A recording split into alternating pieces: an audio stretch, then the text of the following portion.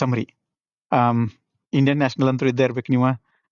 ಅಗ್ನಿವೀರಿಗೆ age limit 17.5 to 21, ಆಫೀಸರ್ಸ್ಗೆ 19 ರಿಂದ 24, education 10th 12th ಅಥವಾ ಡಿಗ್ರಿ ಆಗಿರಬೇಕು. Eyesight 6 or 6/9, fit body, no major illness. ಮತ್ತು ಪ್ರಾಸೆಸ್ ಪ್ಯಾಟರ್ನ್, ಸೆಲೆಕ್ಷನ್ ಪ್ರಾಸೆಸ್ ಹೆಂಗಿರ್ತೈತಿ? Online apply ಮಾಡೋದೆಲ್ಲಾನು.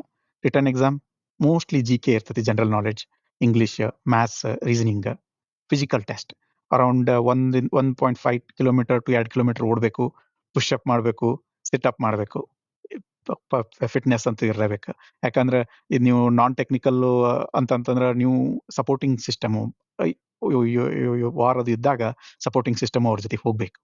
ಮೆಡಿಕಲ್ ಟೆಸ್ಟ್ ಅಂತೂ ಇರ್ತಾವ. ಡಾಕ್ಯುಮೆಂಟ್ ಚೆಕ್ ಮತ್ತು ಮೆರಿಟ್ ಲಿಸ್ಟ್ ಮೇಲೆ ಹಾಕ್ತಾರೆ, ಆಮೇಲೆ ನಿಮ್ಗೆ ಟ್ರೈನಿಂಗ್ ಕೊಡ್ತಾರೆ. ಆಫೀಸರ್ಸಿಗೆ SSB ಇಂಟರ್ವ್ಯೂ ಕಂಪಲ್ಸರಿ. ಕಮ್ಯುನಿಕೇಶನ್ ಮತ್ತು ಲೀಡರ್ ಸ್ಕಿಲ್ಸ್ ಬಹಳ ಇಂಪಾರ್ಟೆಂಟ್.